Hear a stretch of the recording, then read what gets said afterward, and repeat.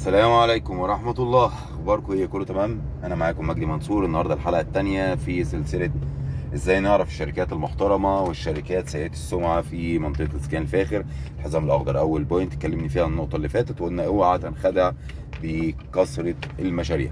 النهارده جاي اقول لك ملحوظة ومعلومة سريعة برضو، اوعى تنخدع بالسعر الرخيص. ازاي؟ طبعا اوعى تنخدع بالسعر الرخيص. السعر الرخيص عمره ما بيكون مقياس في كل حاجه ومع كل الشركات. يعني في بعض الشركات بتنزل في السعر لكن مفيش تسليم، تلاقيه قعدك جنبه 10 سنين، فبالتالي ده يبقى بالنسبه لك كان خطأ انك تقرر ان انت تبقى موجود مع حد سعره متدني او قليل. في سعر ممكن يكون متوسط موازي للي حضرتك عايزه وموازي للي المطور عايزه، فيبقى وين وين، انتوا الاثنين كسبانين. لكن تلاقي واحد الفيلا جنبك بتتباع ب 15 20 مليون بس الراجل شغال وبيبني، وده يقول لك والله انا ببيع الفيلا ب 4 مليون. هاو كم؟ ازاي؟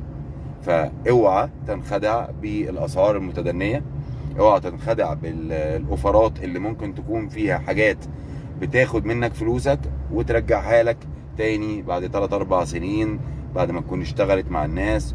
والله اعلى واعلم بقى هيرجعوها لك ازاي وبانهي واي وبانهي طريقه. هنفضل معاكم، هنفضل في ظهركم، هنفضل شعارنا نساعد في بناء المستقبل.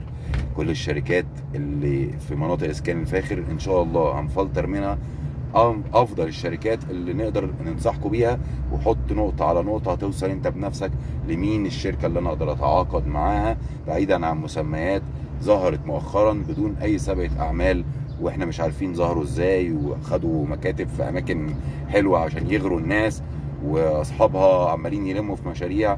احنا ضد الناس اللي بتضحك على الناس. نهاركم ابيض.